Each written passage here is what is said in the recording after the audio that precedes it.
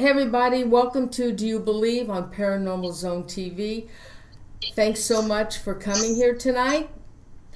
And for those who may be new to the show, if you would please subscribe, I'd appreciate it. And please don't forget to give the show a like. Now tonight I haven't, thanks, okay, can you guys hold on for 1 second? Thank you, I'll call you back. Not you, I'll call you back, bye. Okay, so, sorry guys. Stuff happens. Hey, you know what? Tonight I got a really great show, and I'm so glad you guys are hanging out with me tonight. I have Ericka, and Ericka, I can't pronounce your name again. Ericka Boussarhane. Yeah, I can't pronounce it. I'm awfully sorry, but I'm so glad she's here. Now, let me tell you, listen, you know what? Let me have Ericka. Ericka is a clairvoyant psychic. And, okay. She is internationally renowned psychic medium.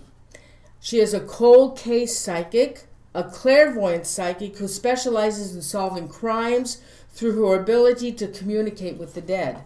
She has been featured on TV and interviewed by national radio stations across the country, including coast to coast. Ericka is an author. She is a radio personality, a public speaker, a paranormal investigator, and a professional medium. Okay, so with that, let me bring Ericka on. Ericka, thank you so much for being on the show tonight. Apologize for any inconveniences. And I know you have more to say about yourself to the viewers, so please go ahead. Yeah, I definitely want to let you guys know that I am a part of a team called Second Sight Paranormal. We stream on many of your major streaming networks and also Paraflix. And the team consists of a lot of criminal justice people. We have a cop, a lawyer, and a lot of criminal justice professionals. We like to paranormal investigate, but we also are very interested in criminology and crime and also cold cases. Yeah, that's really awesome. And I was so happy to find you. It's so difficult to find a psychic that is interested in cold case files and true crime. I've been searching, and boy, I was blessed to find you. Now tonight, this is so exciting. Tonight, let me see, Ericka is we're going to talk about these two cases, the Amityville Horror House and the Axe Murders. Now the reason, the first show we're going to do, the topic is on the Amityville.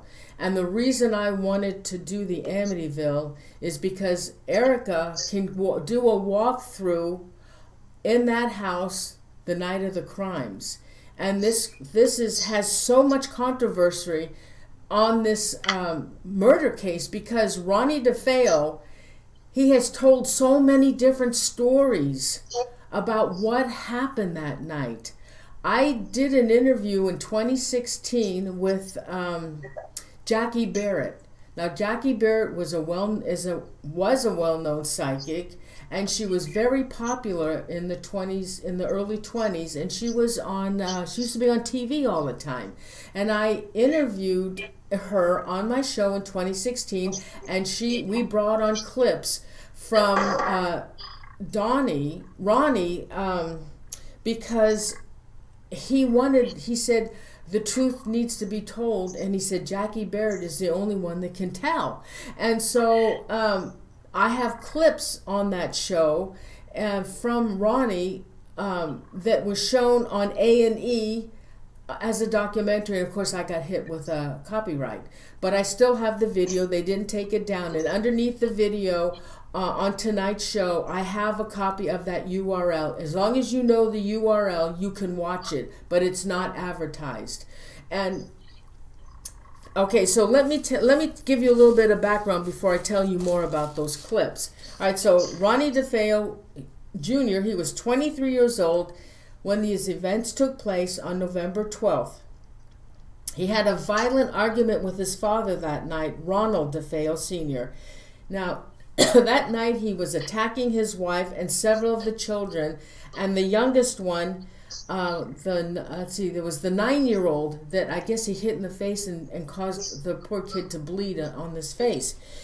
Now, Ronald DeFeo Sr. was very violent, and he was extremely abusive to his family. Now, let me hold on for 1 second. Hold on. Cameras. All right.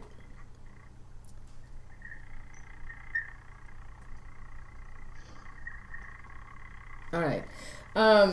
Now, on November 13th of 1974, the police received a report of a homicide at 112 Ocean Avenue in the village of Amityville.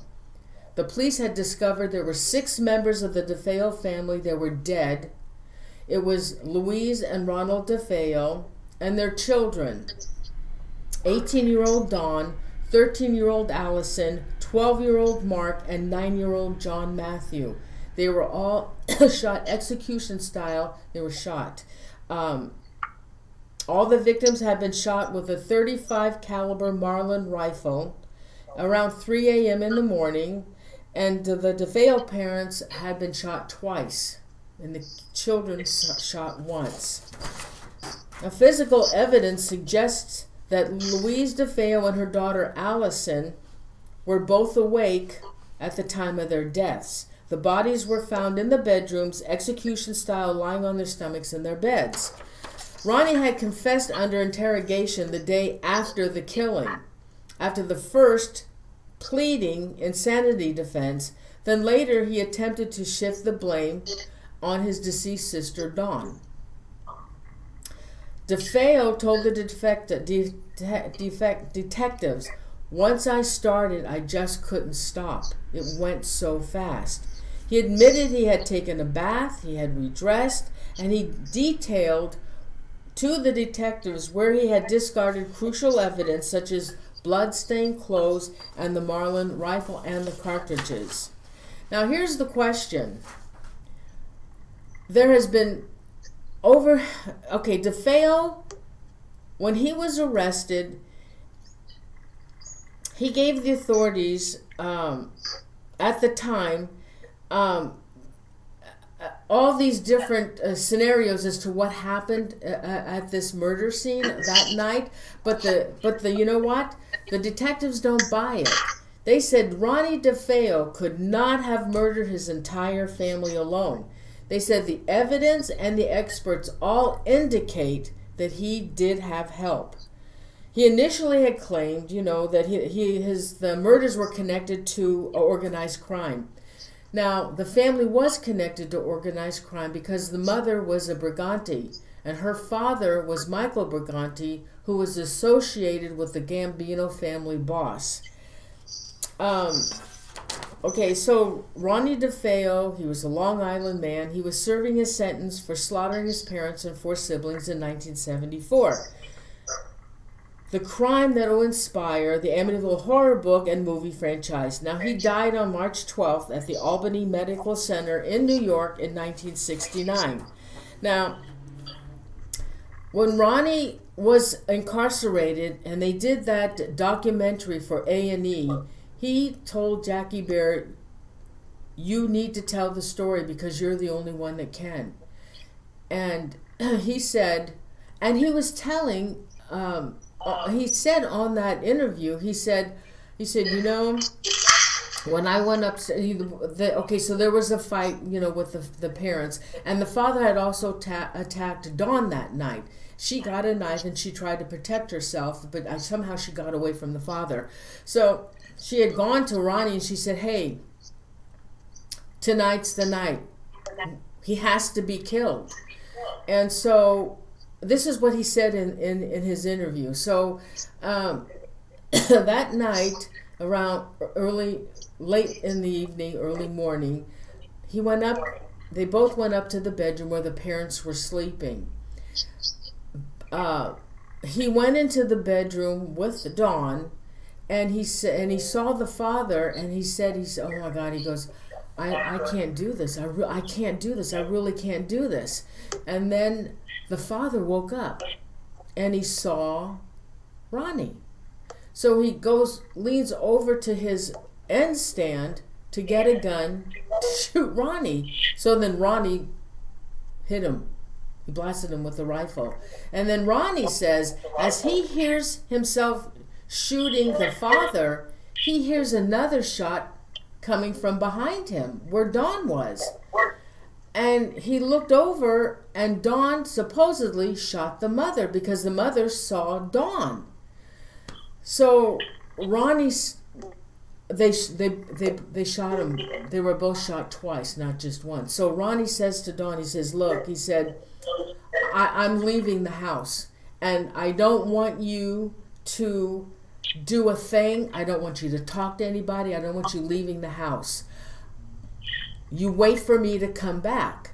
So Ronnie leaves the house. I think he went to a bar that he would frequent a lot. He came home and he went up to the 3rd floor. And I guess he looked for the kids. And he said to Dawn, he said, what happened to the kids? What happened? And she said, I shot them. He said, what did you do that for? He said, I love those kids. I would have never shot them. And so he got so outraged that she had killed the kids that he shot Dawn. Now, this story is fishy because both parents were shot from the same rifle, according to what the detective said. So that's why I need Ericka to look at this case and find out what the heck really happened. See, another thing was there was no silencer on that rifle.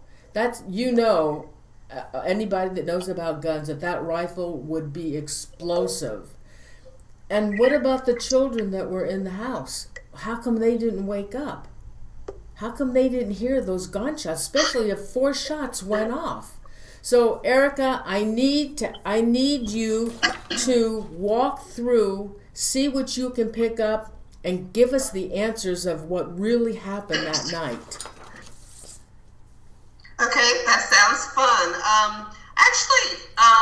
I'm going to walk through, but I will tell you, I do believe that Butch actually did commit the murder alone. I've been kind of going back and forth through the house, kind of doing a remote viewing all day, and I kind of see the same thing. So I'm going to do that just kind of live now and just kind of go from that location. Basically, what I felt like was that the home has a very oppressive feeling when you focus on the energy of the home.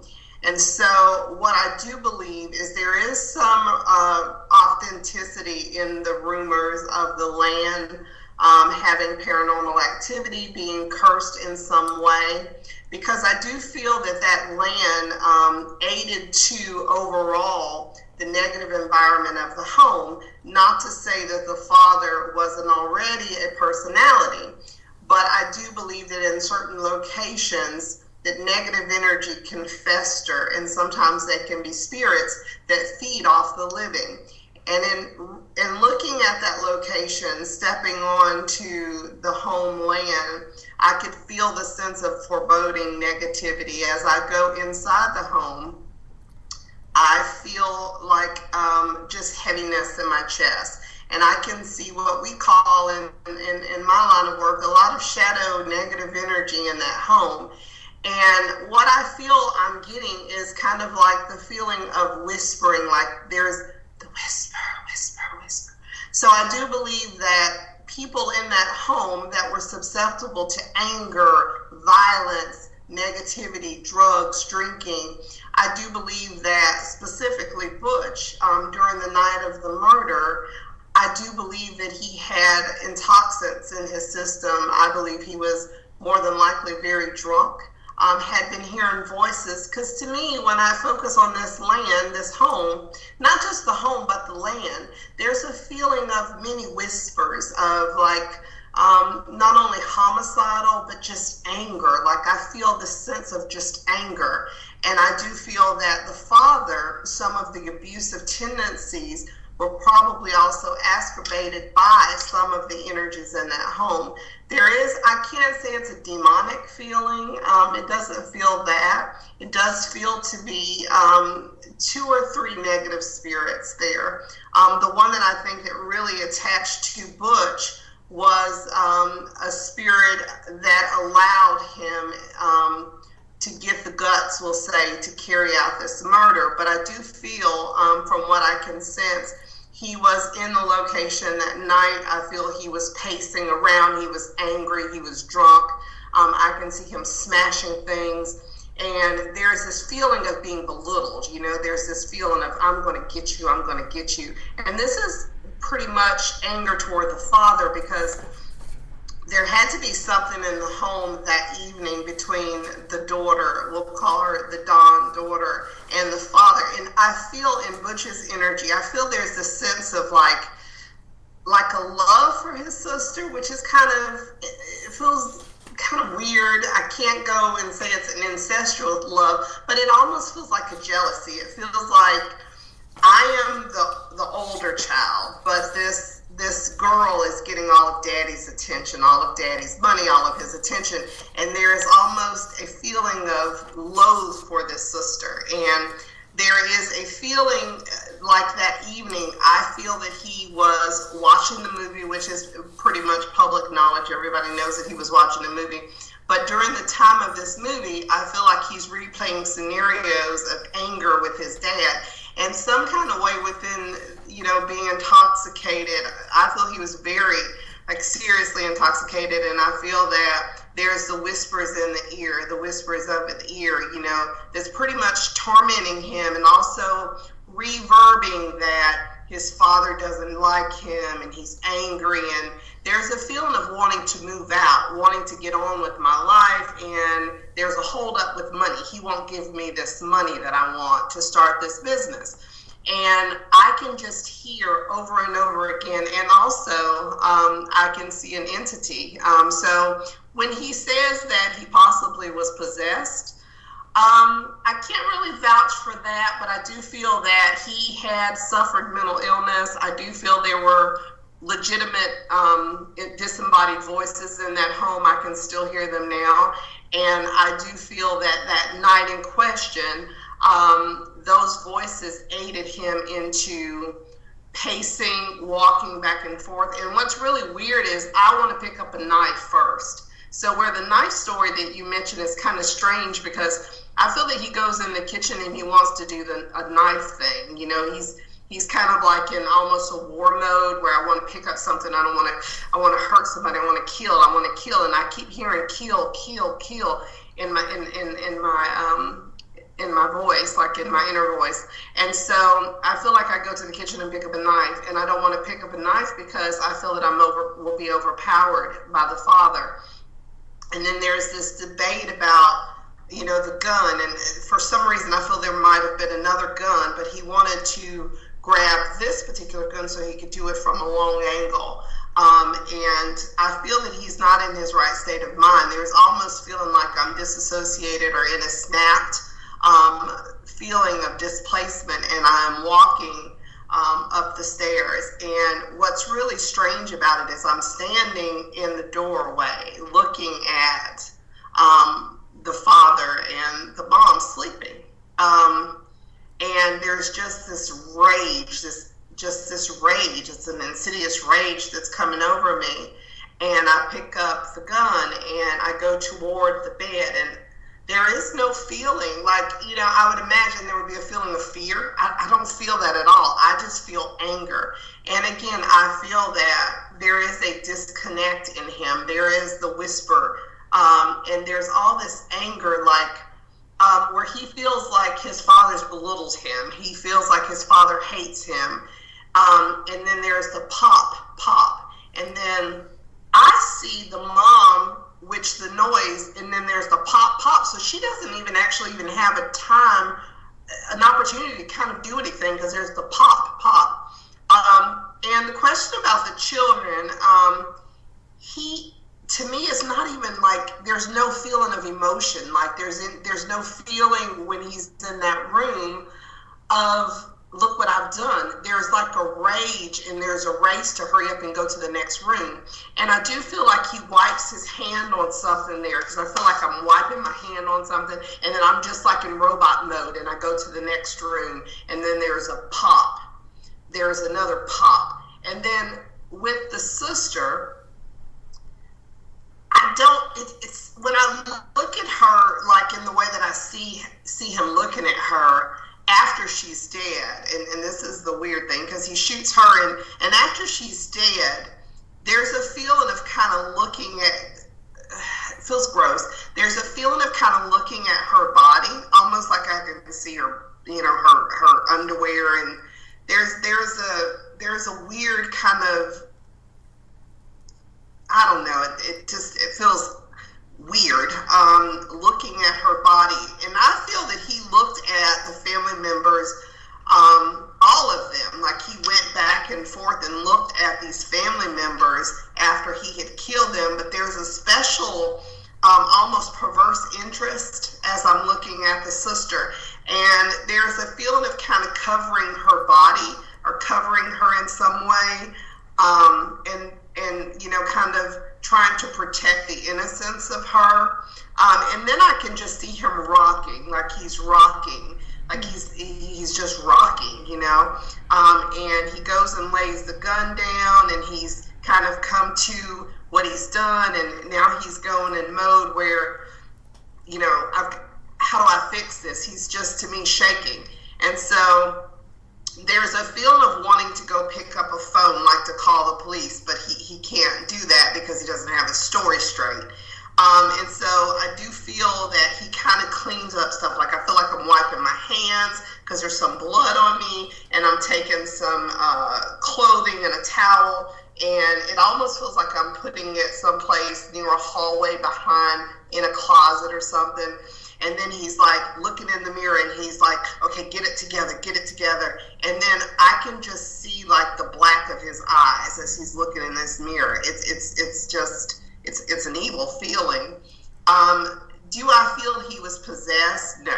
Do I feel that he had severe mental illness, and along with the alcohol and what other things he might have had in his system, was this a perfect storm for a negative energy to help? But I don't feel that he was possessed. Do I feel that he was whispered to? Yes. Do I feel that that house has negative energies there, or spirits? Yes. Do I feel that if any average person could have moved in that house, would this have happened? Yes, because I do feel there is a sense of torment in that home that would cause a normal family to have, I can't say the homicide 100%, but definitely the violence, because that violence is still present in that land. So that's kind of what I see. I do also feel that when he came back into the home, like when the story is that he went up to a bar and got friends, I feel that when he came back, there was also a feeling then of him kind of breaking down into what feels like a fetal position, and then I can still see this rocking. This rocking to me is a feeling of emotional displacement, almost psychosis. And I don't know, I feel like he also would have later on started cutting himself and doing some other kind of behavior. And I see his eyes are kind of like that blank, trance-like state where you would see sometimes in possession, where the eyes are kind of almost like sharp black. He feels to be psychotic, but I do feel that, yes, there is something evil in that location that aided to the whispers and the pushing, and maybe in some ways a possession of this gentleman. Mm-hmm. Yeah, he, in the interview, he had said that there was something evil in that house, and he said it affected me, and only the adults, so it affected him and his mother and his father, but it didn't bother with the kids. He said that supposedly there was a sexual attraction with his mother, but there was no sex involved, but he had a sexual attraction to his mother. Now, the thing is, there was no silencer. That shotgun, it's extremely explosive and loud. 2 shots go off. I don't know if the 2 shots happened at the same time or when he came back, if he was not telling the truth about Dawn killing the children. When he came back, I don't know when he killed them. I don't know if he killed them at the same time he killed the parents, or if he came back, put another shot in the parents' bodies, and then went and killed the kids. But somebody had to have heard those gunshots. There was none of the neighbors heard it. But if you're inside of that house, how could you not help but hear those explosions and not wake up? Well, that's a good question, but there are a lot of murders, and this was a long time ago, so, we weren't privy to the forensics that we have now, but there have been a lot of murders, even to this day, that have had similar circumstances, and nobody heard anything, or nobody was alerted in the home, and so a person was able to shoot multiple people. I do feel that he shot the father, the mother, then he went to the children, then he shot his sister. I don't feel that the mom, I feel that the mom it's like when you're sleeping and you're laying down, and you hear something, but because the way he shot them, so boom, boom, boom, boom, it just, to me, it wasn't enough time for her to have a reaction. I do feel she heard it, but when you're kind of like sleeping in a dead sleep and you hear a noise, it's not an automatic jump. It's kind of like, it's you're waking up to that. So what I do feel is that because he shot them so quickly, they were dead. They were DOA. I mean, they were dead instantly. And the children, being that they were children and they were sleeping, I don't feel they heard it. And I don't feel also that Dawn was a partner in the crime. I feel that she was a victim of the crime, because to me, she is more like a daddy's girl, and there's some feeling of like an incestuous kind of attraction. Not for me, Butch to me is more attracted to the sister, where there might be fumbling or some kind of inappropriateness that's known. And I feel that the dad had a sense of anger toward the son, because I don't feel incest with the father and the daughter, but I do feel like the father viewed the son almost as a mess up. He couldn't get anything right, and there was a sense of almost like there was some tension, some kind of sexual tension to me, that the father might have caught him maybe molesting her at a young age, and was very almost, protective of her, over obsessively protective. And I felt a lot of anger toward Butch the son, and almost the desire to kind of keep him away from Dawn in some way. So there might, children can be children, but a lot of times children that are abused will also abuse. And so I don't feel the sexual tension toward the mom. I do definitely feel like there was some inappropriate activity between him and his sister, and maybe some obsessiveness with that. And also anger, because I honestly feel that, the dad favored the daughter over him, which he is the oldest. He's the namesake.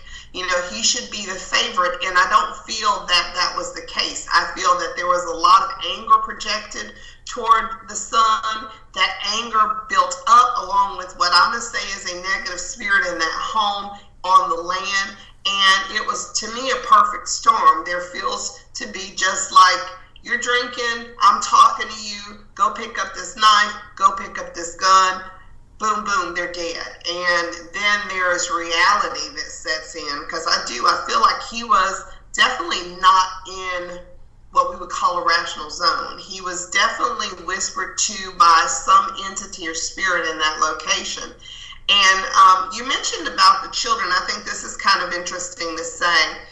I do feel differently about that. I believe that the children would have sensed something in that home, like a spirit, but because of the innocence of them, they would have not known that it was a negative energy. I feel that the father, the mom, and probably the whole family had some interactions with electrical things, and maybe the spiritual world in some nature, because you couldn't live in a house like that and not have some understanding that there was something going on. I just think they didn't really realize how negative the energy was, because it feels very oppressive. And I'm sure if people have done tours there, or people have moved in after the fact, even after the location, the Lutz thing, I feel that even walking on that land, you as a sensitive would feel something forbidding or negative or some type of oppressive energy. Even to this day, I feel that land carries that vibration.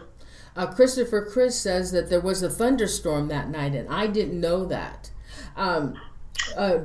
Ronnie told Jackie that he belonged to a blood cult, and he was involved with rituals. I don't know if that's true or not, but that's what he told her. And the father, Ronnie was on drugs. I mean, he was heavy on drugs. Now, that night, when he said that when he went to shoot the family, that he was heavy on drugs, and there were some things he couldn't remember. And then Jackie said he wasn't on drugs, that he had been clean, but he wanted people to think that he was on drugs. Now, he tried to plead insanity, but it didn't work. He tried to get a new trial, and they wouldn't do that either. So I think they just wanted this case to lie and let it be. And the thing is, when you look back, and by the way, it was a .32 caliber Marlin rifle. Somebody had asked in the chat. The thing is, when they show the bodies of all the victims, well, Dawn was in her bed, and she was laying face down with a gunshot. So his story with her being involved, when I saw that, I just kind of thought, well, how could that possibly be? Now, they do think that Allison's room, I believe, was the closest to the parents, and they believe she was awake. She was awake when he killed her, or when she was shot. Also, Ronnie was an extremely difficult child. And he went to work for the grandfather, and then I think the father opened up a used car lot. But he was so difficult, and he just didn't get along, that they tried to appease him and make him happy. So they would give him money, thinking this money would make him happy. They weren't giving him love, but they were giving him money. But it didn't work. I mean, it didn't work for him. He wasn't successful. He was supposed to show up to work, and he wouldn't show up, and he was just, there was no, there was abuse, and abuse isn't going to get you anywhere trying to get a kid to do something, and that's the only kind of force they had on him, was abuse. So I know the kid was really messed up, and he was on drugs, and maybe all of this is what caused him the final straw, because I think that night when he had an argument, he wanted to kill him right at the dinner table that night. But but they still, the authorities said that there was evidence that he did not do this alone. So do you see anybody at all with him that night? I don't. When I go back and I look at who's holding the gun and the crazy gaze, the gaze in his eyes, I don't see another individual. What I think is interesting, though, is when he comes back to the home, and he has the friends that are going in the house. I don't feel a sense that those friends have anything to do with it. Like, they're equally throwing up and sick and grossed out. Had they been a part of the murder, they wouldn't have had that reaction. Do I feel the sister had anything to do with it? The story of, hey, yeah, she participated and I shot her. I don't feel that either, because when I focus on her psychically, I also feel that there's a part of her spirit that's kind of trapped in that location from time to time, and her voice to me is that she did not do this. So, and now it's creeping at me out, because I can see these little children walking around that are deceased.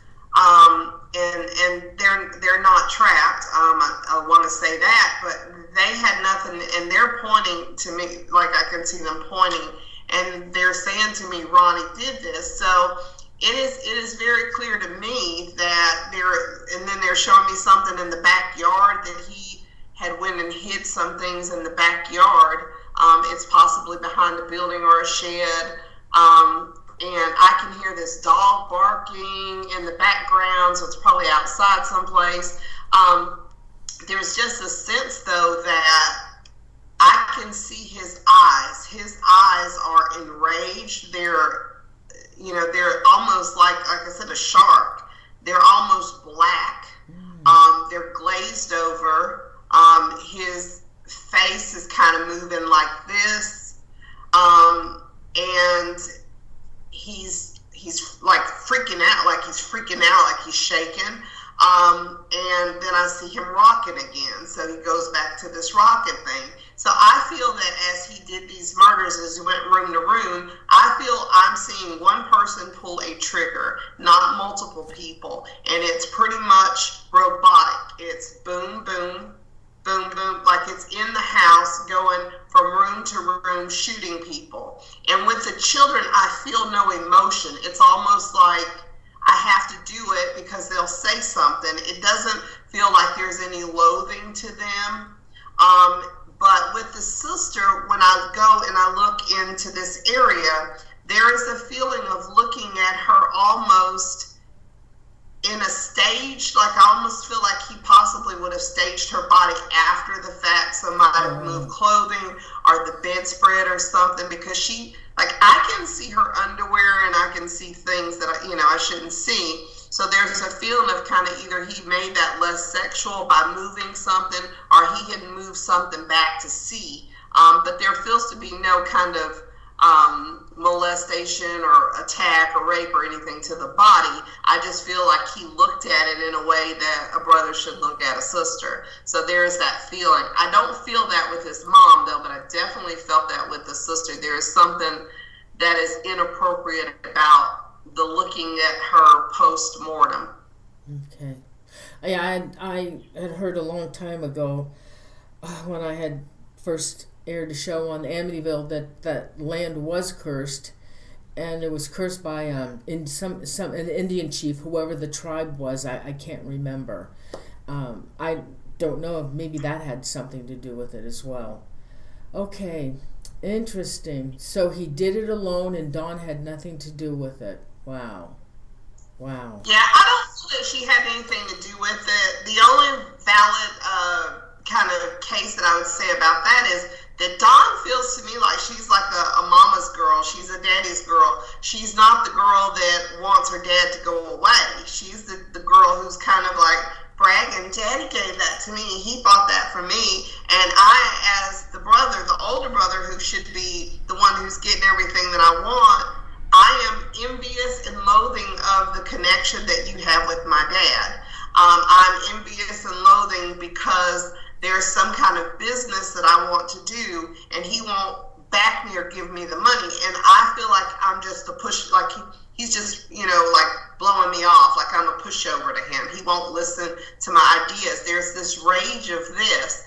And again, there's a feeling of like maybe cutting myself or releasing pain or something over time. So I wonder if he, when he was younger, he cut himself, or he did like I feel like there's some kind of like pain torture type of thing, but I don't feel any kind of connection to any kind of bloodlet cult or anything like that. But I do feel that yes, this Butch Ronnie, he had severe mental issues. He's probably self-medicating bipolar.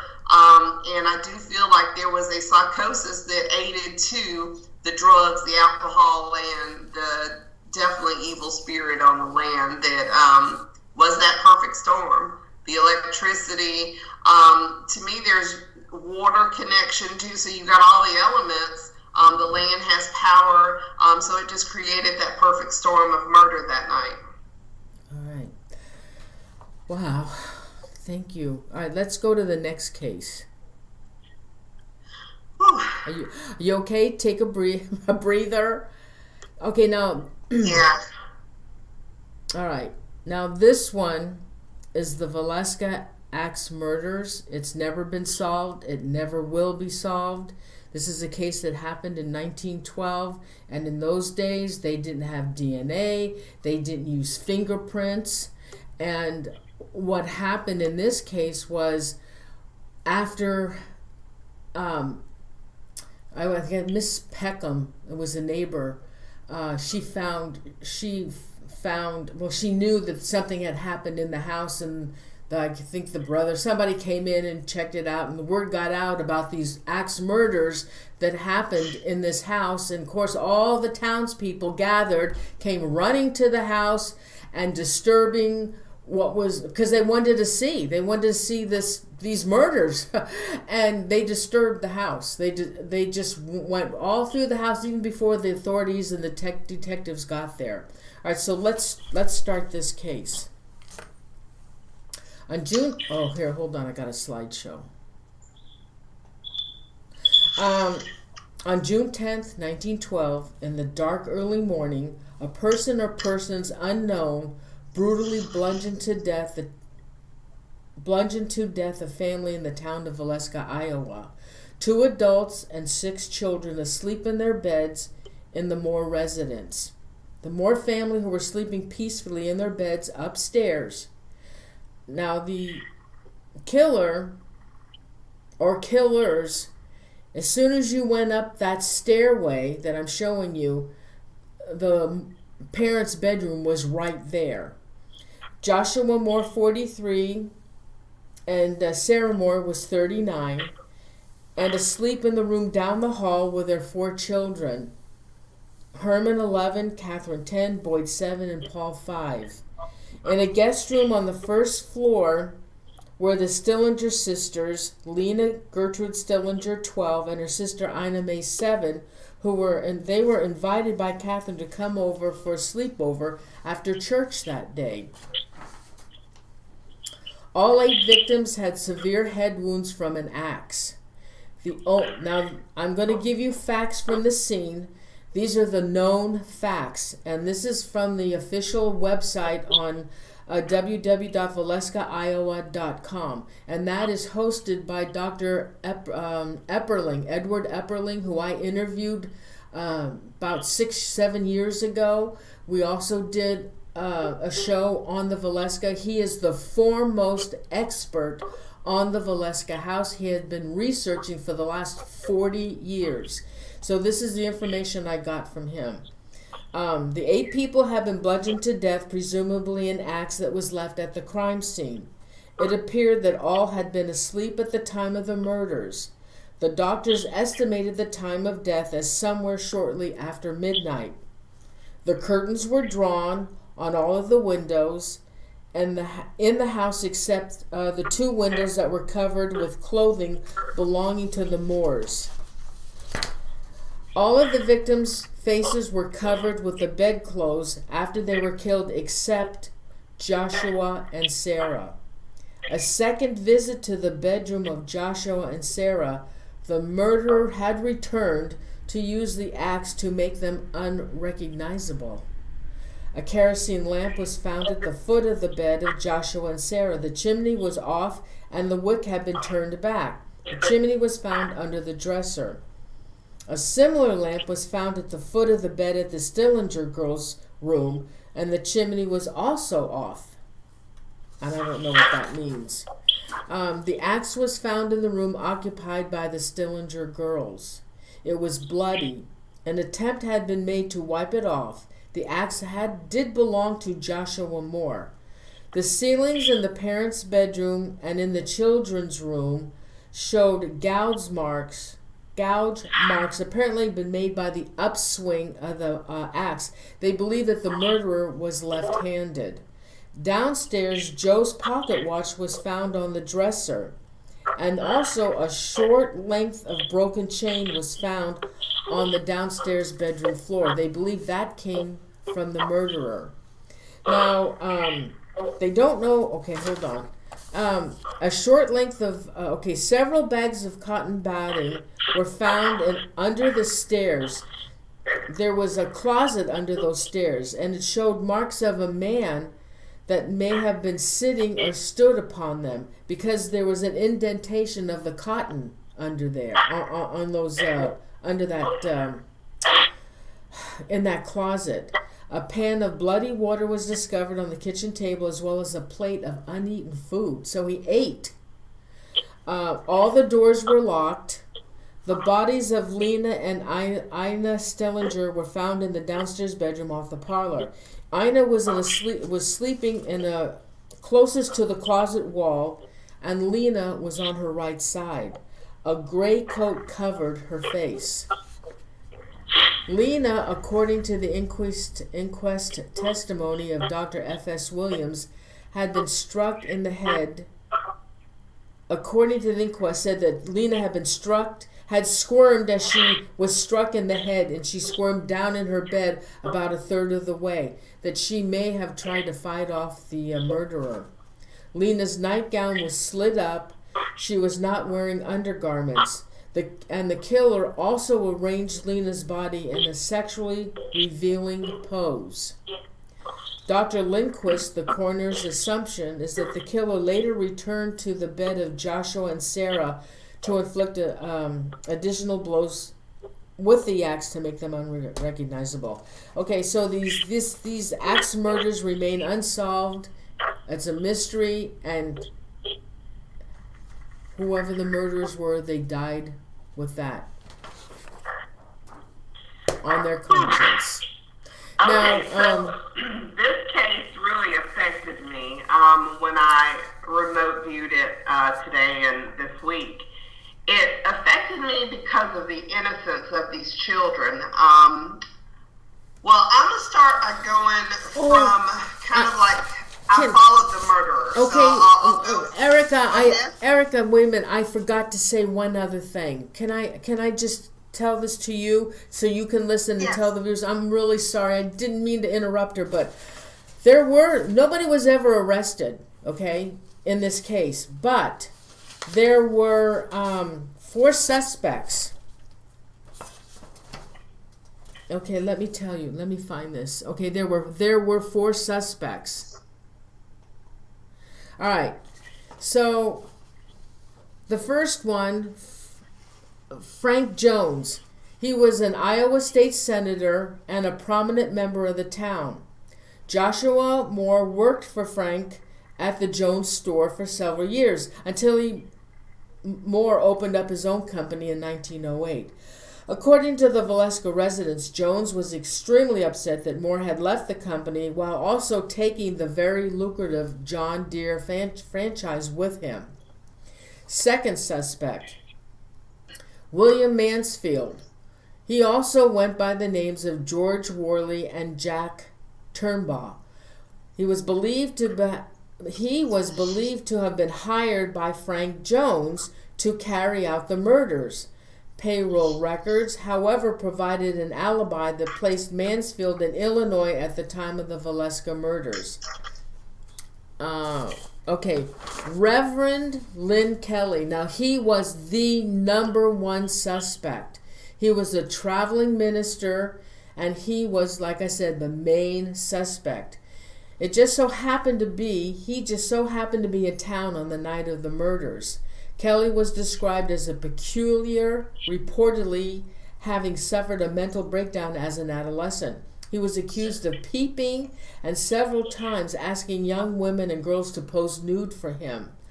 On June 8th of 1912, he came to Villisca to teach at the Children's Day services, which the Moore family had attended on June 10th. He left town between 5 a.m. and 5:30 a.m. on June 10th, hours before the bodies were discovered. Reverend Kelly had confessed to the murders in court, but the jury didn't believe his confession. 5 years later, in 1917, Kelly was arrested for the Villisca murders. The police obtained a confession from him, followed by many hours of questioning Kelly later that he had recanted. After 2 separate trials, he was acquitted, and the Villisca Axe murders remain unsolved. Now, there was one other suspect, Henry Moore. Henry was convicted of killing his mother and grandmother in Columbia, Missouri, just months after the Villisca Axe murders. He carried out the murders similar to the fashion of the Villisca Axe murders. It was almost copycat. He brutally murdered brutally murdered them with an axe. 22 other axe murders have been committed in the Midwest during this time period. It was suggested that Moore was a serial killer who had a hand in all of these killings. Despite the same surname, he was no relation to the murdered Moore Axe family murders. Okay, go ahead. I'm sorry, I didn't mean to, but I needed to get that out. There also is another person, too, that they have. There's a book called The Man from the Train, who also highlights another person that they feel could have possibly been, the perpetrator of the crime.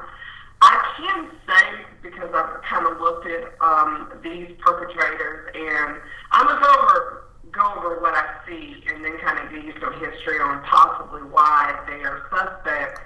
But I don't believe any of those are the killers. Even Red Kelly, which would be a prime suspect even, I think, today because of his bizarre behavior. But I'll just kind of go where I went with it and just kind of go back in that zone and kind of report what I see. And then we'll go from there. So getting into that location, basically, what I do see, what I saw earlier, too, when I was looking at it, was I was kind of like a guy in the woods, okay? I was a guy in the woods that was looking at these little children, these little girls, and I'm thinking these are the sisters. And I'm looking at them, and I have seen them many, many times before. So I feel that I am a handyman. This is someone that kind of worked in the area. Did I work with an axe? No. I feel that I'm hammering things. I'm working with wood. I'm sawing.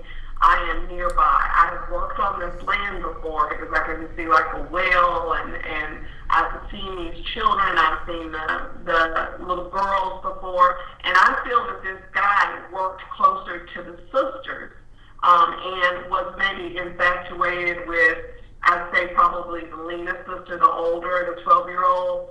And I feel that he is watching these children as they walk through the woods. And so this would have been them coming from church. And I am hiding, not doing any crazy stuff in the woods, but I'm just hiding. And I do feel that this person was not focused. And this is where I'm going to be a little different from most. Because I don't feel that he was focused even on just finding the family. I don't feel that he went there to murder this whole family.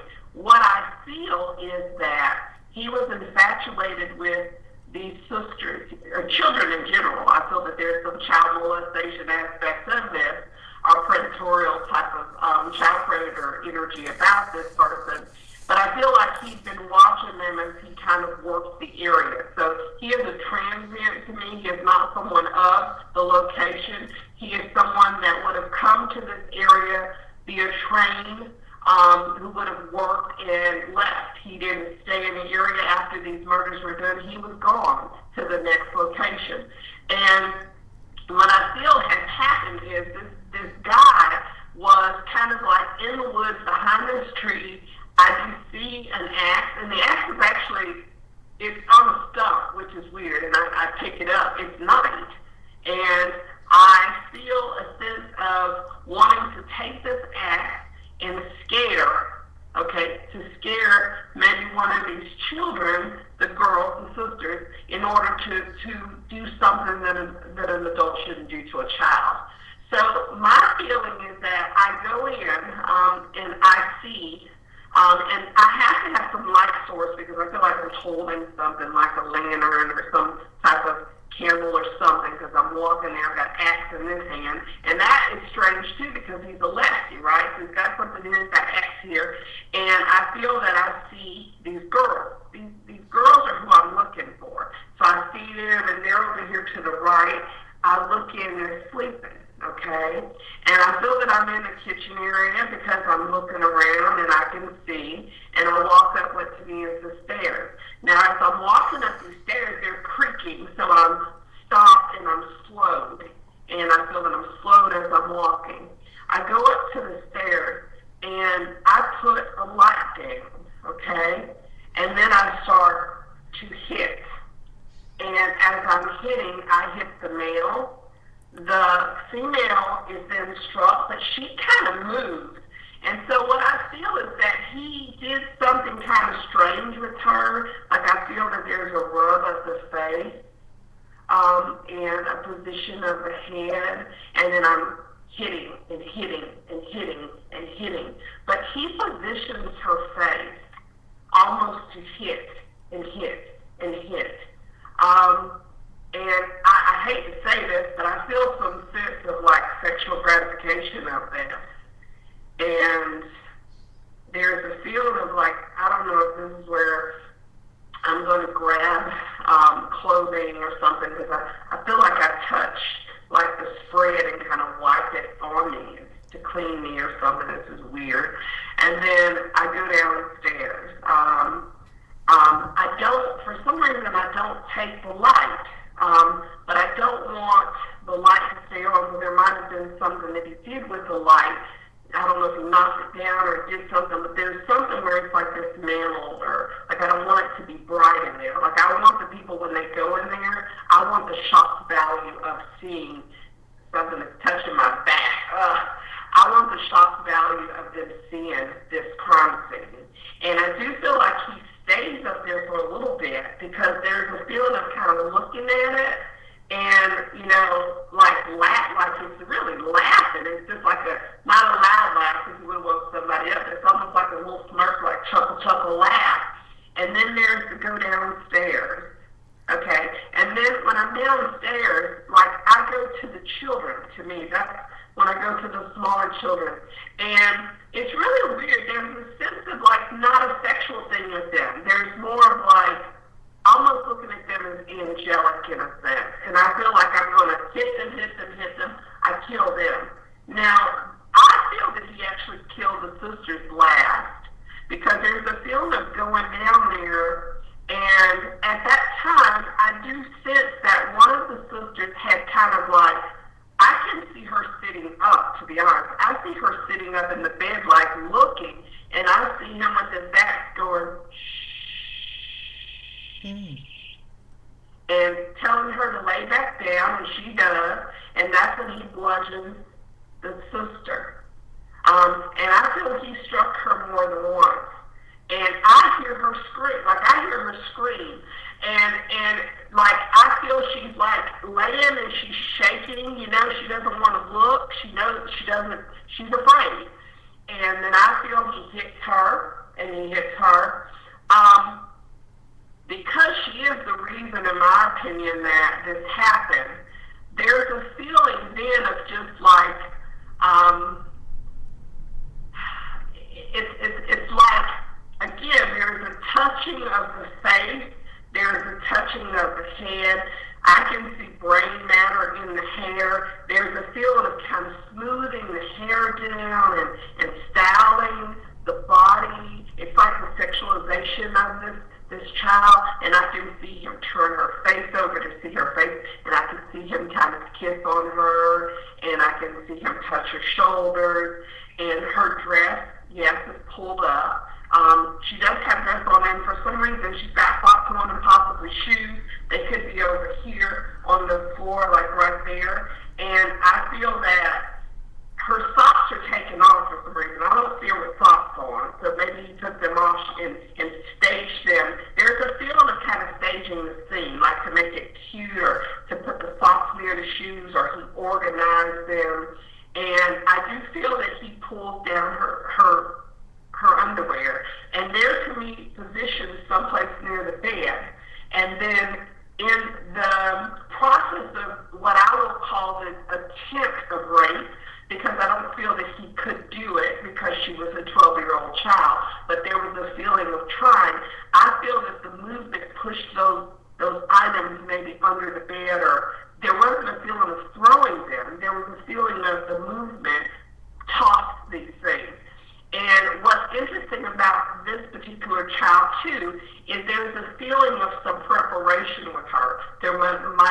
some cleaning of her or wiping her off. So, you know, with DNA and forensic film, we would be able to find possibly DNA on her. I do feel there was an attempted rape, but I do feel that there was a wiping of things.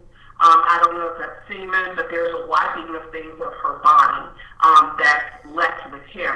Now, there's some comment too, like I feel he sat with, and this is gross, I know that, I feel he sat with his body, and he was looking at this girl and touching her, and I feel that he was sitting like down, like near the bed because he was exhausted. He was exhausted after murdering all these people. But he had a light in this room, and he was looking at the glow of the light of these bodies, just like it was just like a glow. And because I think he was also deranged, there is a feeling of let me hide this stuff now. And there's a feeling of now I need to close all the blinds or put things up on the windows because it's pitch black then.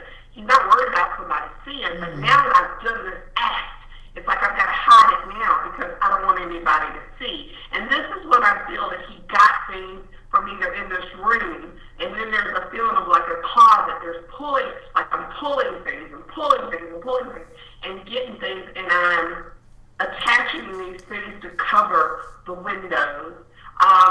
And I feel like he kept, I hate to say this, but I feel like he revisited the bodies because he could see their eyes, and he didn't want them to look at him, so there might have been some additional bludgeoning. And I don't know if he covered, there's a feeling of not wanting to see them. So there's a feeling of wanting to cover them so they can't see me after I've done this, because now it's kind of real. I don't feel a sense of shaking. I just feel a sense of normality. It's like a psychotic normality, like there's not like a regret or, you know, there's just, it's like matter of fact, like you've done this before. And I go to the kitchen, and there's butter, which is weird. There's butter, like old school butter, on a dish, and I taste that, and I feel like I make me something to eat. And there's been some question. I know there's comments about bacon, a slab of bacon, being in a room left, and what was that about? I don't feel that that was about masturbation, as some people have talked about, because I feel that he actually masturbated either on the child and wiped it up or near the child. I do feel that bacon, that packaging, was basically just something he took out of the refrigerator and staged almost for the comical farce of it. So it really had no sexual significance. It had no, I'm trying to pack this up and take it. It was almost like a comical farce, just like a mockery. Because I feel like he visited each one of those rooms after he killed, and I can see him standing over Josiah, the dad, and looking at the back and not seeing the head. And there was great detail to revisit this murder and almost, to me, get rid of the eyes. It wasn't about the head. It was to get rid of the eyes so they could not see me. And so there was a feeling of going back to those particular locations. Not the children. I don't feel that he reattacked the small children. But for some reason, I feel like he wanted to overkill and make sure that the husband and wife would not come, they would not survive this attack. So there's a feeling of after killing the sisters and eating, I go back upstairs, and I go back upstairs after resting. I feel he did sleep or lay down and rest for a little bit. And I go up there and I look at the bodies. I look at the husband because I can see the back. And I'm looking, and it's almost like a smirk. It's not, it means nothing to me. This is just a body.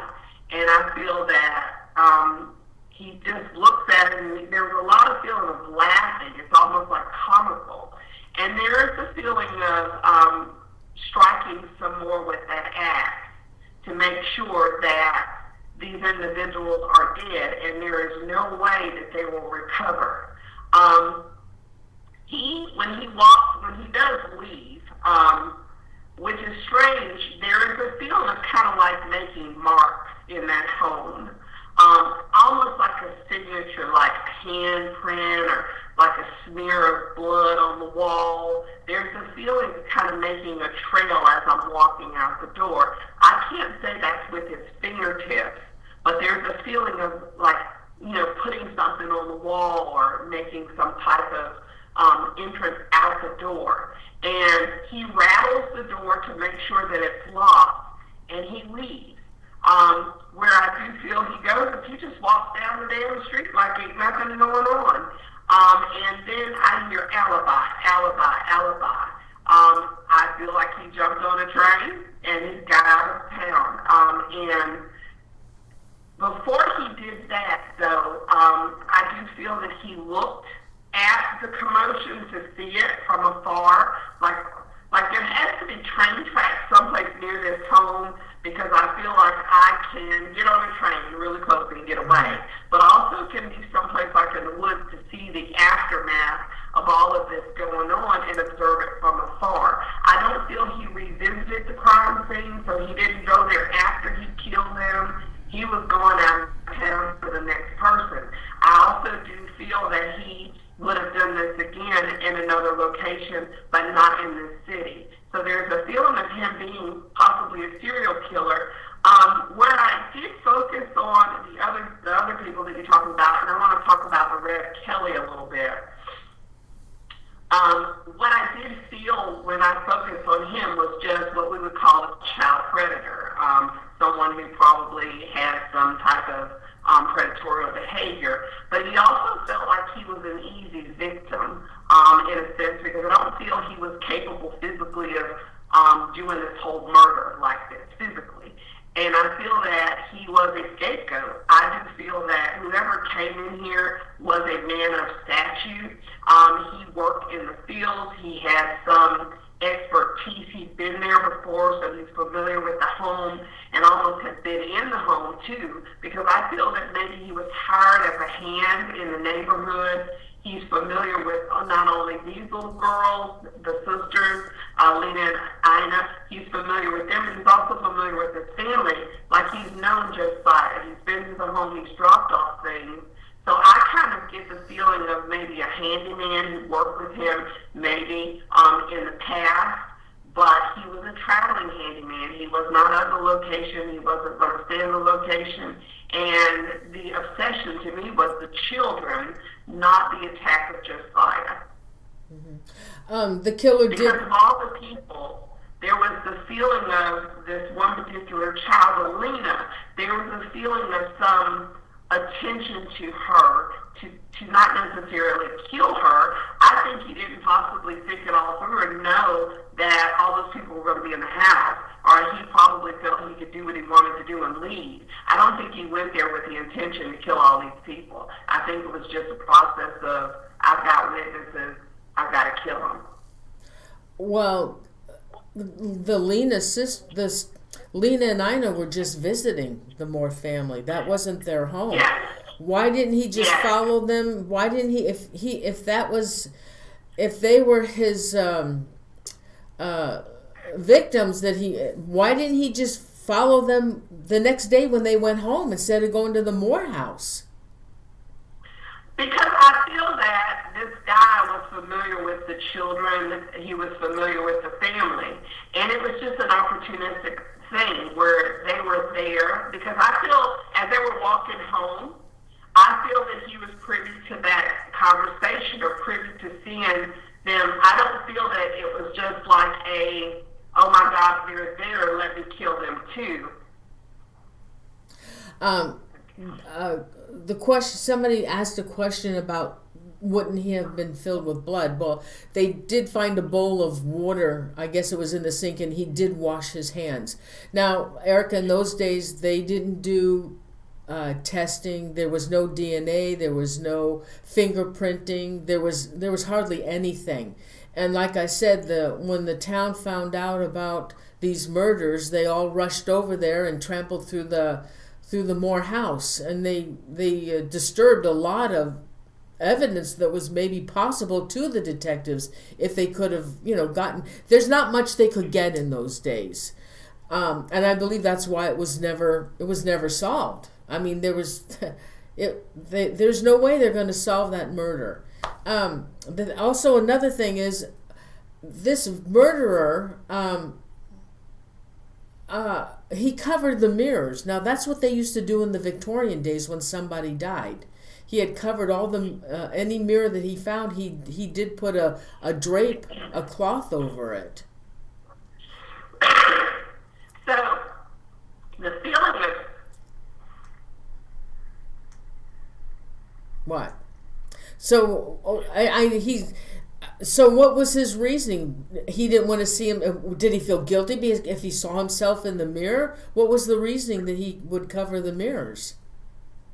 I just feel like it kind of, when you look at the Myrtle Plantation, that was also something that was well known, that when the dead die, that the mirrors are covered out of respect. Right. I feel that it was kind of a two-part thing.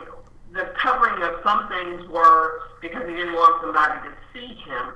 The covering of the mirrors, to me, because in the diminished state that he was in, there was some connection to the eyes and people seeing him. So I feel that the mirror represented his desire to cover up what he had done, but also the eyes that were looking at him. Him looking at himself in the mirror being able to see what he'd done, and I do also feel that he covered up their eyes, or he tried to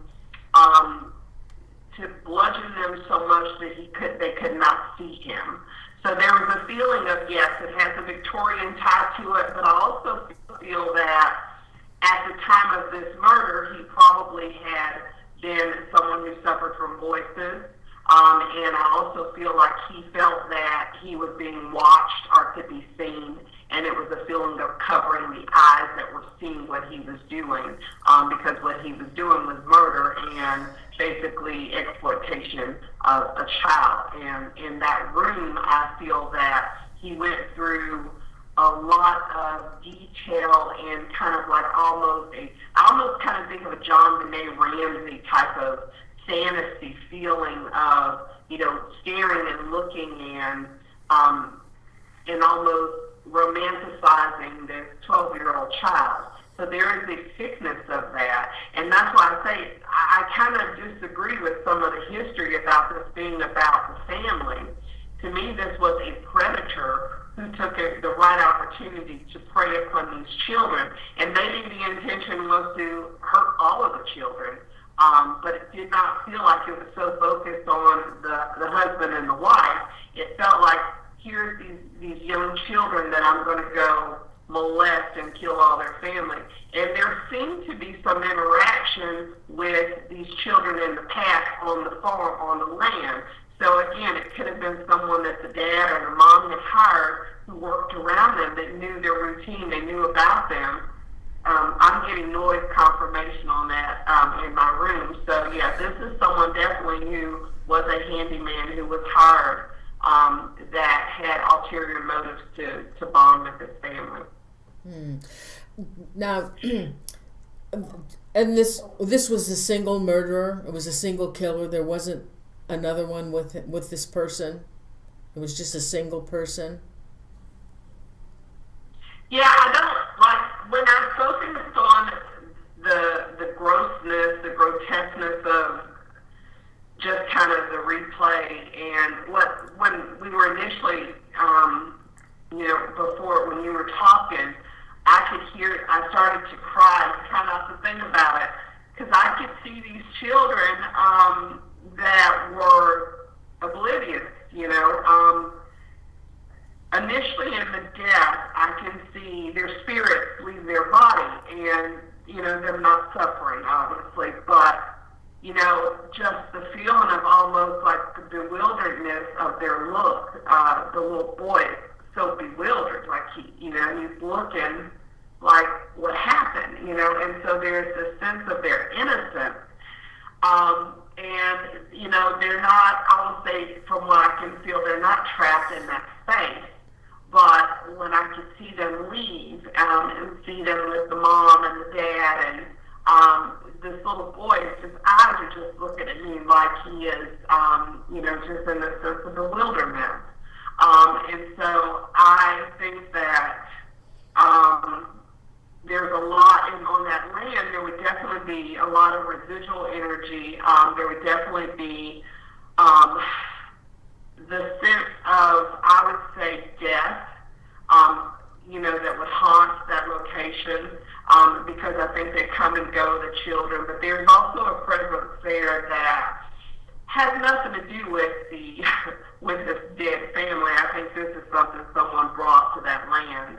But I do feel like he definitely acted alone, because I only see his body. I only see him touch the face of the child. I only see him touch the face of the wife. I only see him touch their hair. I don't see multiple people doing that. With Joshua and Sarah, do you see the killer hitting them with the axe, going to the other rooms and killing the children and going downstairs, and then coming back upstairs to do it again? Because the authorities believe that he came back a second time, and the second time is when he totally destroyed their face. But actually, do they really know that?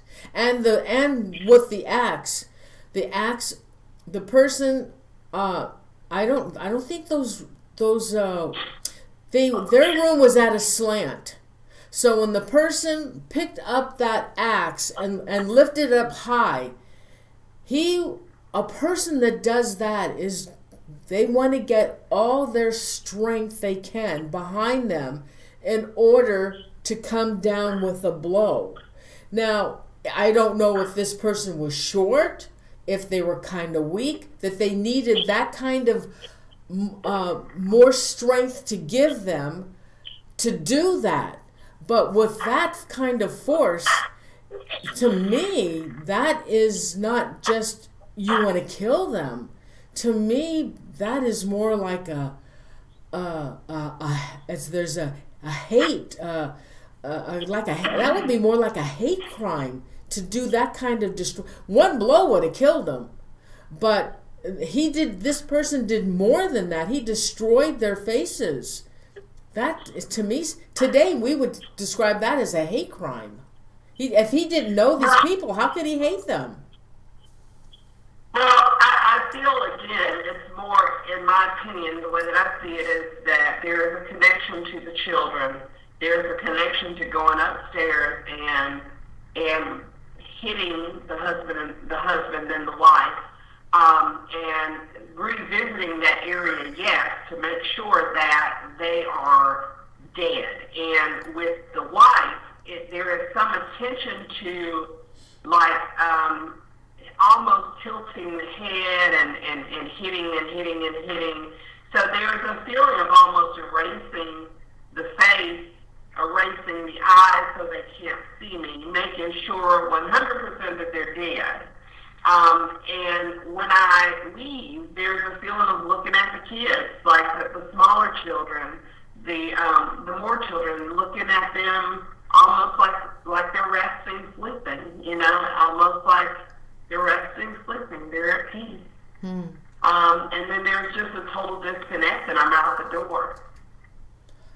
It doesn't feel to me like it was someone, from what I get, that was someone that went into that home to only murder Josiah and his wife Sarah, because if that was the intention, he murdered them. He could have left. He could have left undetected. None of the children would have seen him. He could have walked out the door. They would have woke up without mothers and fathers. But it didn't feel like that was the objective. The objective was some kind of sick fetish or, inkling for the child or children. And as a result of that, I went ahead and murdered the whole family. I murdered the father and the mom to prevent them from waking up. And he feels to be a serial killer. So it's almost like an opportunistic opportunity to murder his whole family. And I feel that he would have done this again, but not with the same apparatus. Like he wouldn't have used an axe. The axe, to me, was located at the location. If it would have not been an axe, it would have been something else. He feels to me like this was not his first murder. This was not going to be his last murder. Is this a sexual thing for him? I did feel there was elements to the sexual, a sexual almost fantasy, because I did not feel he did anything sexual to the wife other than staring at her, positioning her, maybe some staging after the crime. But the girl, and it's interesting that he didn't do this with both of the girls. One girl is like the way I see her, she's laying down, sleeping. She's possibly on her stomach. She's covered with a blanket or something. The other girl, I see her opposite, where she is kind of like in a position that she shouldn't be in. And I can just see like white skin. So there is a feeling of, the clothes have been changed in some way for me to see her white skin and things and her legs. So there's a feeling of positioning her kind of close to the end of the bed.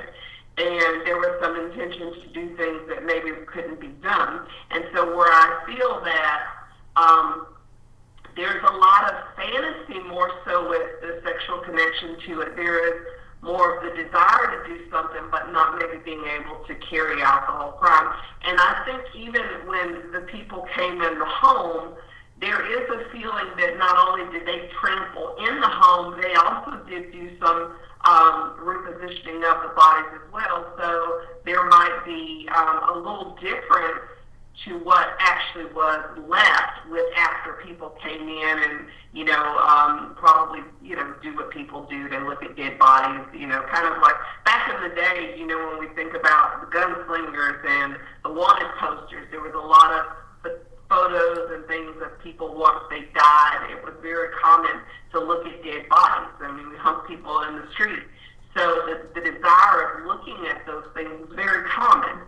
So it is important to know that with all those people coming in the house, even the facts that we have today, I don't believe that some of those things are true, because I do feel that when people went in the home, they did disturb that body. They did disturb the body of the husband and wife. They did disturb the body of the young girls that were downstairs. It was just, you were just going to do it if there was a lot of people in the home. So I don't think that everything is 100% correct. As far as the history is stating, because there were too many people in that home trampling over things. Andrew and Gnome's Trucking Express, he mentioned something about the bacon, and there was a slab of bacon in the kitchen, in the refrigerator, and there also was found a big slab in the kitchen. I think it was either on the floor or laying against the wall. And it was just laying there. Now, Dr. Epperling, he did believe that the murderer used it to satisfy himself. That's what he thought. Now, Dr. Epperling has done over 40 years of research on this case, and so that this was his surmise that that's what he thought it was there for. I don't honestly feel that it's that. I feel like it was just kind of like the spoils of war. You just kind of leave it, you just leave it out like almost as satire or comical. It's just like, you've heard of serial killers that'll go kill people and eat and leave a sandwich on the table. It's almost like a satire of the normality of, okay, I just kill these people. It doesn't mean anything to me. Let me go pour me a beer and sit down and watch TV. There was a sense of that kind of farce or satire to his energy. Almost this was, walking out of the house almost felt very matter of fact, like he did nothing. It was no big deal to him. Next, on to the next. There wasn't the sense, I'm over here crying. There wasn't the sense of empathy or concern. It was totally dead, like there was no feeling, there was a detachment. And so for him to sit down and eat, or to have a glass of water, or to wash his hands, or do normality, to leave, some kind of comical bacon or something in a location, to me that was just kind of like satire. That was, not anything sexual. I mean, there was no hole drilled in the, no, there was, in my opinion, from what I see, I don't see him masturbating on bacon. Okay. It would have been a sight to see, but I don't see that. I see him doing something inappropriate near the room of the children and cleaning something up, but not penetrating, thank God, the child post-mortem. But there is a sense that there was definitely some sexual sadism to his energy in the fact that he murdered these people. Oh gosh, I forgot what I was going to ask you. Oh my God, I had a question for you. Oh, I forgot what I was going to ask you. Yeah, it's really, in those days, there were so many murders. There was that axe murder that was all over the Southwest, I believe it was. They never got him. I mean, there's so many murders at that period of time, and very few of them ever got caught or convicted of anything. It was just that time, because they didn't have the forensics that we have today.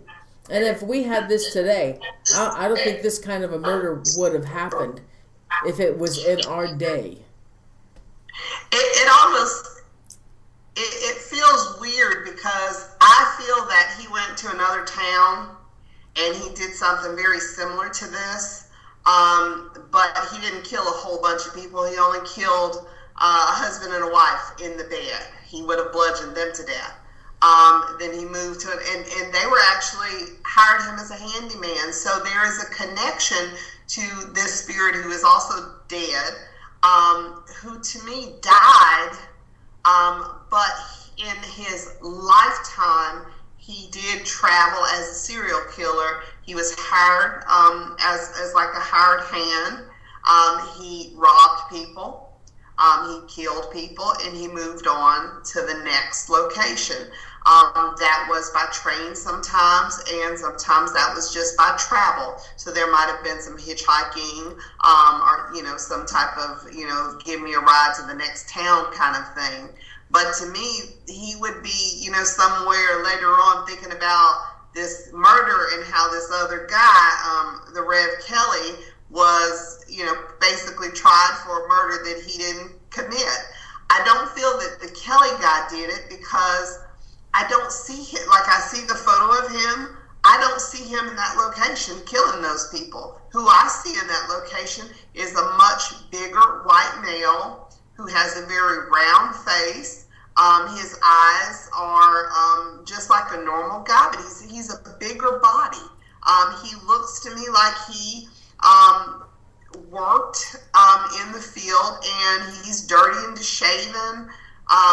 He looks kind of like maybe there was something a little off with him in some ways, but he definitely has the stare and the sarcasm of someone who is very aware of what he's doing, and it's just like a sarcastic evil grin that I can see on his face. Well, the detective said that whoever did this, it wasn't to steal from the family. Of course, how do they know? How do they know if he took anything? But Josiah's watch was found downstairs, and I think it was found on a table. Now, I don't know if it was in the room where the Lena and Ina were sleeping or on a kitchen table, but it was found on a table downstairs. And they feel that he took the watch to make sure that he left before daylight, because although everything was covered, so he wouldn't have seen if the sun was coming up. So he probably was using that watch to make sure he got out of that house at a certain time. And he didn't take the watch. He left it. I feel that he was, because when you've done this before, there's a rhythm to this. I don't think he took the watch for that. I think he took the watch because, sometimes people pick up what we call trophies. And there was a feeling of maybe picking that up to take it with me. And then I decided I didn't want it because it was of no value.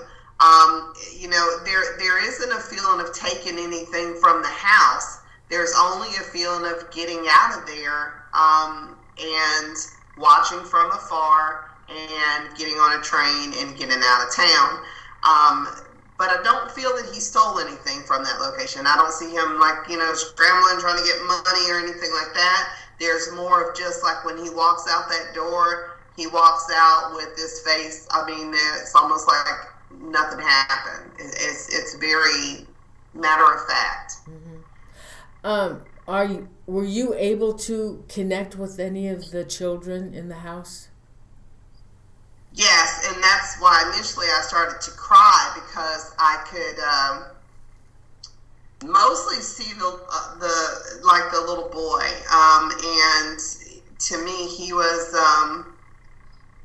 he just had a really sad, kind of bewildered look on his face, and I kind of didn't want to push trying to communicate with them in that way, because it was just brought me to tears, because I could see, I can more so see the bodies laid out right now, and it's hard because it's children. I can see the 12-year-old, I can see her laying, sideways on the bed, and I can see her legs kind of being, I can see all of that I don't want to see.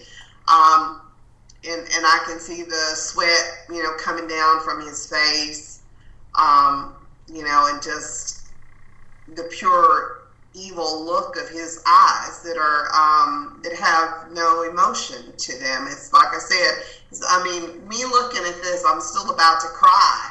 And this is over 100 years ago. He walks out of that house like it's nothing. Like the look on his face is almost like nothing. Like I don't understand that. There's nothing, no emotion there whatsoever.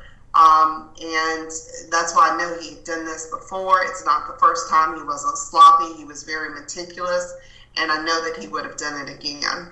So with your abilities, are you able to communicate with this guy and get a name from him? I knew you were going to ask me that, and so let me ask about that, because I also was curious about whether they could tell me, the children, if they knew him, or if I could get a name. Having all this noise in my surroundings of like a Richard. Let's see, go ahead. Hey Richard, I know who you are. Can you help me tell me who the name of that guy is? Douglas. Can you give me a last name? Can you give me a last name for him? Okay, can you show me? Like a Spivey. Okay, so we'll have to do some research on that. I get like a Douglas and a Spivey or something like that. That's what I heard.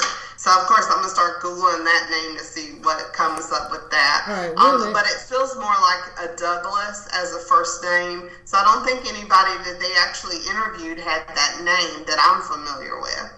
A Douglas. Have you pulled any information about that? I'm on Google now. Me too. Murder.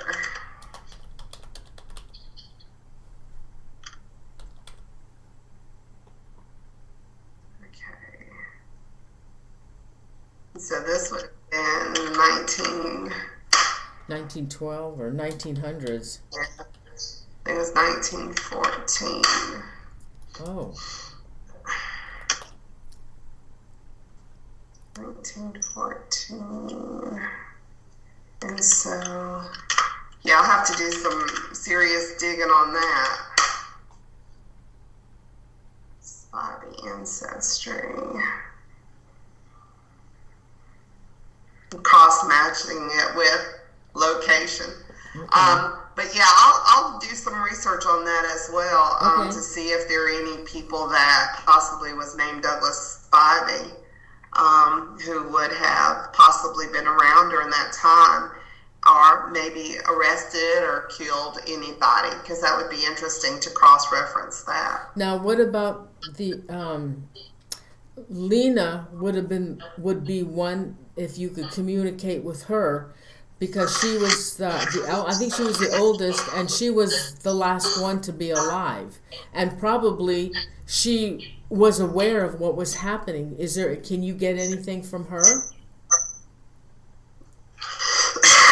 When I did see her, I did feel that she was the last person to die, because I felt like there was, the fear of shh, don't say anything kind of thing, and to still be killed. Okay, I don't want to repeat. Like, it's just he did this to me, and so I'm going to ask, who are you? Who was he? He's a friend of the family. And I'm going to ask, is it the preacher? The man that's the preacher? No. Sunday school. So I'm automatic writing now. Okay. Harry. Okay. Hat on, in the yard. Field hand. Rode horses. Dad knows him. Owes money to my father for travel. Go away, go away. Like I hear her say, go away, go away, go away. She's not, oh God, she's not talking to me. She's talking about him. So, like, I think in her head, she's like, she's like laying, like because I think she saw him. And I can see him go, shh. This is before she died, and I just feel like I'm laying and I'm like, go away, go away, go away, go away. So there's a feeling of her thinking that if she just lays still, like he says, he'll go away. She'll be, because she doesn't know about all these other people dead. She just knows she's in this room with her sister, okay? And if she's quiet, he'll go away. But that's not what happens. I do feel that the family knew this guy. I feel that he was probably someone local that had worked as a hand, and maybe in these homes, specifically her father's home. This was someone who possibly owed her father some money. So he was no stranger to the home, to the family. He had probably been in the Moore's home too, doing handyman work. So that's why I feel like he had an idea of the layout. You can't just go in somebody's house at night if you've not been in the home before. You have to have some idea of where to go, especially if your target is even the husband and the wife, are to eliminate them as a foe, someone that can attack and kill you. You want to go to the first initial person that can be of danger to you, which would be the father and mom. But the way that I feel the house is set up, you would have had to know where they were. I mean, it feels to me like I'm turning a little bit in the home. It's not like a straight shot shotgun. There's a feeling of having to maneuver here and maneuver in order to get to the parents. So there's a feeling that he had to be familiar with this house, and has been in the home before, sitting at the table, eating like a lunch or something prior to the killing. This is someone that the town people knew that was transient. I don't feel it's the Reverend, though. But this person owed Josiah more money? He owed him money? I don't feel it was Josiah. I feel that this is someone who would have owed the daughter's father money. Maybe because he had allowed them to work in the home. Maybe he borrowed some money to do something. So the Stillinger family, he would have owed the Stillinger family some money. So he had to have worked at their location. Again, because the connection to me initially has to do with the Stillinger girls. There is attention to them first, the watching them, maybe the watching them walk to the Moore home, maybe taking this opportunity to go in there and do what he did. I don't feel that this is only about the Moore family. I also don't feel like, again, they were the targets, because the killer could have gone into that home, murdered the Moores, walked out and left those children, because children are innocent. Who wants to kill children? that to me would be the last thing that, you know, you'd be thinking about. They weren't going to wake up. They would have never known their dad and mom were dead. This was a serial killer that killed all these people, because that's what serial killers do. Not a person who hated the dad and the mom, or hated the dad and wanted to kill because think about this. Why would you go in a home, and if your target and hatred and anger is towards the parents, why would you kill all their kids too? You just kill them. Or you would kill all the kids and leave the torment. The worst torment is to have the children die and you live. No, to me, it wasn't about that. It was to get rid of the threat to me, so that I could carry out the sadistic shit that I wanted to do with this child or children. I just feel like instead of doing it to all these children, the target was this older girl who, to me, was an asphyxiation for him. Wow. Holy cow, Ericka, that's crazy. Oh my God. Is there anything else you want to share that you're picking up before we stop the show? Let me see if I can get anything else that I can see or hear from them. I do know, because this was a major concern for me as a mom, to make sure that I understood that these children were at peace and with their families, and to know that they are, they're united and they're not suffering. And I do want to ask this just because out of curiosity, are they haunting that location? Are you haunting the home? And they tell me no, but the girl Lena does come there sometimes, and she does tap in. There's noise, because I do feel like there's a residual energy of her, and she does interact there sometimes, like I can see her now standing there. I don't feel that she is trapped, though. I do feel she comes and goes with her free will, but I do know that they are definitely reunited. The whole family is reunited and together, and I don't feel that those children suffered, even though those blows seem to be a horrific way to go. I do know that the spirit body was taken up, because I can see the little boy looking at me, almost with the disillusionment and the, disbelief of, him being dead. But I don't feel like they're haunting that location in a torment or rescue, I need to be rescued spirit type of thing. They are at peace, even though they did end, their lives did end in such a tragic way. Are they together in the afterlife? Are they together? Or? I do see the mom and children together. The Cylinder daughters, I don't see them with that family, so I can only assume, because I have seen Lena as I interact with her, but I do feel that they're with a dog and their original family. And she's waving at me. It's a really beautiful thing, telling me goodbye and thanking me. Wow. Oh my God, Ericka, thank you so much. Are you okay? Yeah, it's children are hard, they're hard. Well, this has been a case that it'll never be solved. It's questionable. They had suspects, but nothing ever came of it. But we still don't know. I don't know. Anyway, what you gave us was really great. It helps to get more clarification on this case. And the same thing with the Amityville.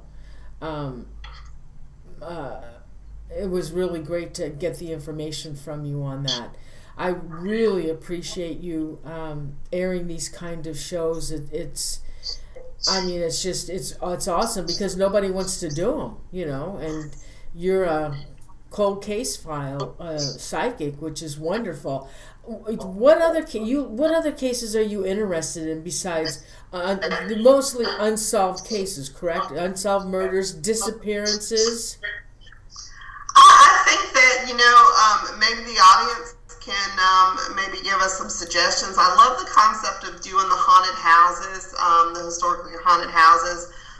because sometimes different perspectives give different insights. I think with the Villisca Axe Murder House, what is kind of interesting about it is that it's unsolved because they couldn't pin it on the people that didn't do it in the town. Mm-hmm. I honestly don't think that the people that the prime suspects are really literally the suspects. That's why it's unsolved. It's unsolved because whoever did this was a serial killer. A term coined way later, and this person had a sickness and did this again. And I don't think they stayed in that area, because if they did, we would have had another murder and another murder. They traveled. And I honestly think if they really, truly could have solved this case by using the people that they allege were the people that, did it, we wouldn't be talking about this 100 plus years later. What I think is sad is that, unfortunately, we didn't have the technology, the DNA, the crime scene understanding at that time. So this is one of those cases that more than likely reoccurred in another city, in another small town, and someone died again. But I do feel that someone also is dead who did this, and may you rot in hell. I hope so. I do want all of you guys out there to pray for these children and these families, because parental homicide and things like this, where you've got two separate families, with the Amityville house and this house where the whole family is wiped out, except for with Amityville there was one person that was still living, the murderer. It's just such a sad thing, but the blessing in it is to know that these families are reunited in heaven, and they are all together and they are at peace, and so that gives me some compassion and understanding about this. Helps me get through it. Okay, so I also have a question about, and we won't do this tonight, I'm hoping that it's okay with you that we do the Lizzie Borden house, because we still don't know for sure who the murderer was. So don't say anything.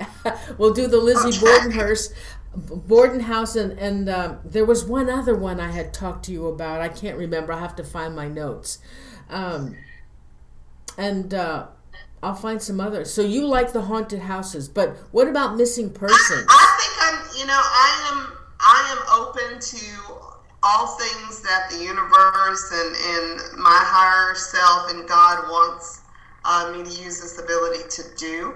So I am open to things. I don't want to do anything, obviously, that would be harmful to someone, but I think that it is very important for us to open and shine light on these cases. So you guys hit her up and give her some ideas, and let's go from there. I'm definitely game in looking at some of these cases.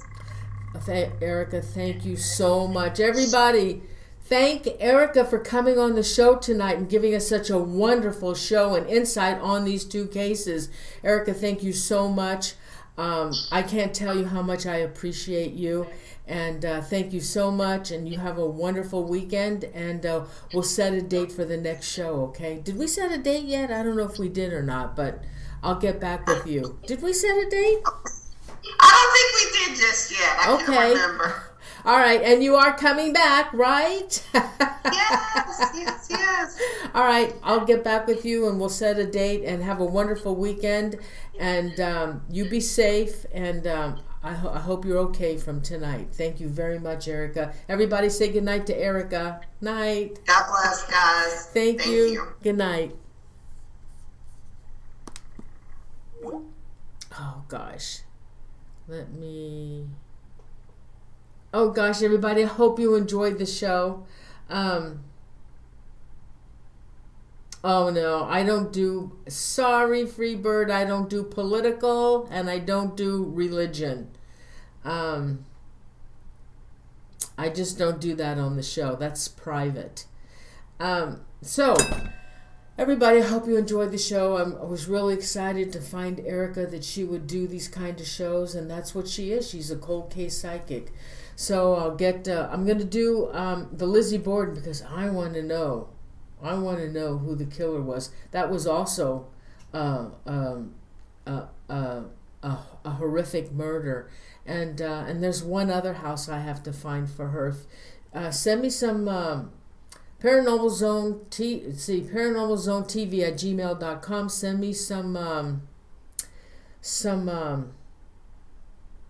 things that you want her to do, okay? Oh, glad Renee, I'm glad you liked her. I don't think she wants to get involved in today's stuff because that's a liability for her. But these old cases that were never solved, they're the good ones anyway. So okay, send me Chipetary, thank you. So send me an email. Give me some suggestions for haunted houses.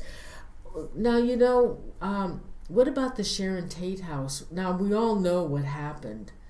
I don't know if that's one that should be revisited. I'm not sure about that, and I don't know what I would do with that one anyway. She had mentioned Sharon Tate house, but I'm not sure. Yeah, I'm just not sure. So anyway, love you guys. Have a great weekend. Let me do Tall Cross, honey. Thank you so much for the super chat money. And Leo Pardessa, thank you so much. That was really nice of you guys. You don't have to send me any money. Thank you anyway. I love you guys. Group hug to you all. Let's do some shout outs, okay? Thank our mods, huh? Renee and Chipetary, you guys, they make your chat room wonderful. If it wasn't for them, we would have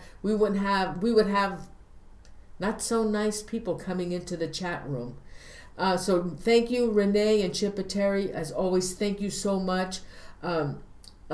Everybody, please send positive prayers, your thoughts to my mods and to Tall Cross, who is still recuperating from an incident that happened to him last year. He's still recuperating and he needs your prayers. And I want to keep my mods safe as well. So please do that for me. I'd really appreciate it. I love you guys. Let's do some shout outs. Tall Cross, Chipetary, Rachel Marie, Aaron Brody. Aaron, stop posting all that food because I'm so jealous. I couldn't possibly eat all that delicious food, and I would love to. Tall Cross, Freebird, Tim Larson. Okay, I won't do Tate. You're right, Tim. I'm not going to do that. Anita Ackerman.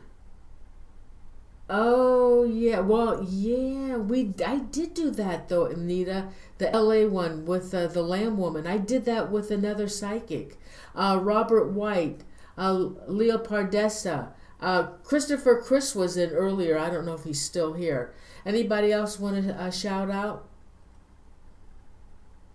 Yes, everybody, please stay safe. I've had all my shots.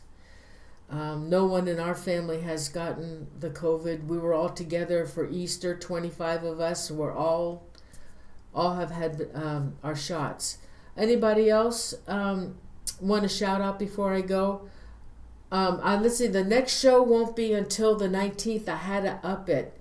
I have to help my sister move next week, getting ready to move because, she's building next door to me. She'll be 10 feet away. And I have to help her with her house so that the real estate agent wants to get it on the market.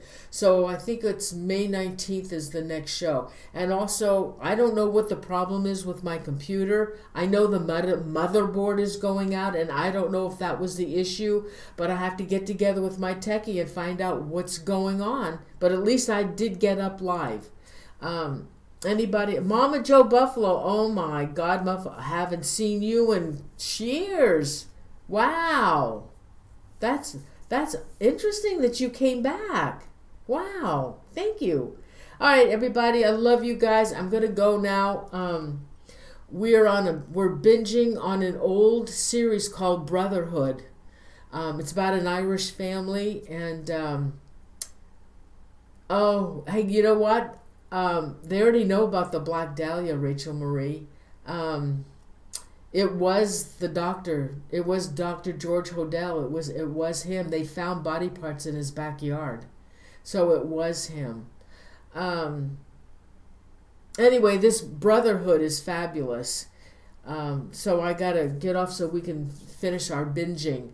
Okay, everybody, I love you guys, and please have a great weekend. And I want to thank you all so much for always being here with me. Thank you so much. I love you guys. All right, let me see now if I can log off. Thanks, guys. I love you. Oh, no. Let me see. Oh, my gosh. Where's my program? All right, here we go. Love you guys. Night. Night.